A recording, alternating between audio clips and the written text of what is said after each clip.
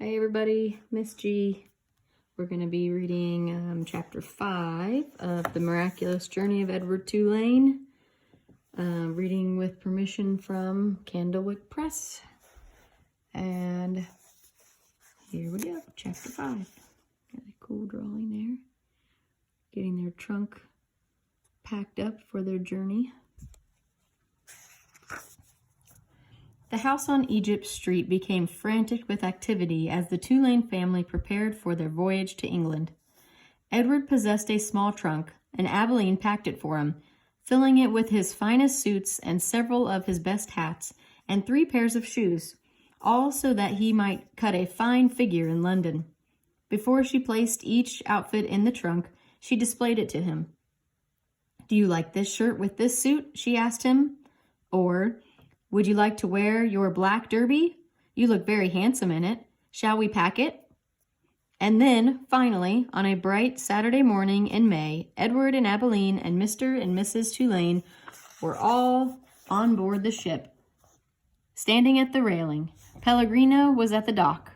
On her head she wore a floppy hat strung around with flowers. She stared straight at Edward. Her dark eyes glowed. "Goodbye," Abilene shouted to her mother. "I love you." The ship pulled away from the dock. Pellegrina waved to Abilene. "Goodbye, lady," she called. "Goodbye." Edward felt something damp on his ears. Abilene's tears, he supposed. He wished that she would not hold him so tight. To be clutched so fiercely often resulted in wrinkled clothing. Finally, all the people on land, including Pellegrina, disappeared. Edward, for one, was relieved to see the last of her. As was to be expected, Edward Tulane exacted much attention aboard the ship.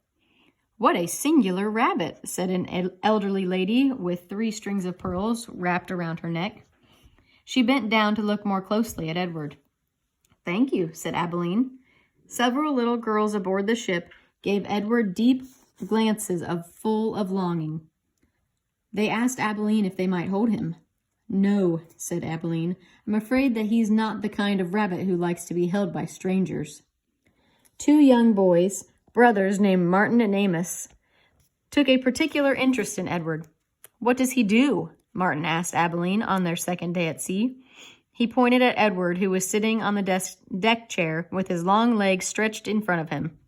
"He doesn't do anything," said Abilene. "Does he wind up somewhere?" asked Amos. "No," said Abilene. "He does not wind up." "What's the point of him, then?" said Martin.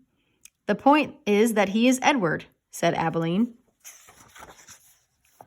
"That's not much of a point," said Amos. "It's not," agreed Martin.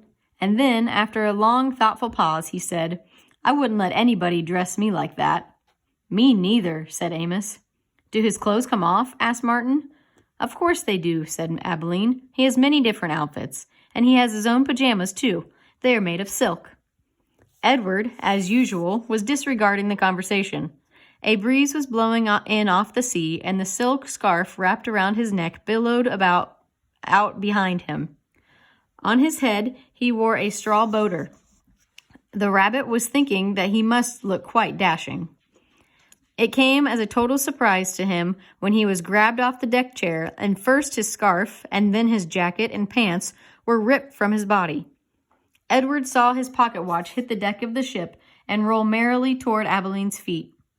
"Look at him," said Martin. "He's even got underwear." He held Edward aloft so that Amos could see. "Take it off," shouted Amos. "No!" screamed Abilene. Martin removed Edward's underwear. Edward was paying attention now. He was mortified. He was completely naked except for the hat on his head, and the other passengers aboard the ship were looking at him, directing curious and embarrassed glances his way. "Give him to me," screamed Abilene. "He's mine." "No," said Amos to Martin. "Give him to me." He clapped his hands together and then held them open. "Toss him," he said. "Please," cried Abilene. "Don't throw him. He's made of china. He'll break." Martin threw Edward, and Edward sailed naked through the air. Only a moment ago, the rabbit had thought that being naked in front of a shipload of strangers was the worst thing that could happen to him. But he was wrong. It was much worse than being tossed in the same naked state from from the hands of one grubby, laughing boy to another. Amos caught Edward and held him up, displaying him triumphantly. "Throw him back," called Martin. Amos raised his arm, but just as he was getting ready to throw Edward, Abilene tackled him, shoving her head into his stomach and upsetting the boy's aim. So it was that Edward did not go flying back into the dirty hands of Martin. Instead, Edward Tulane went overboard. We'll see what happens next in Chapter 6 next time.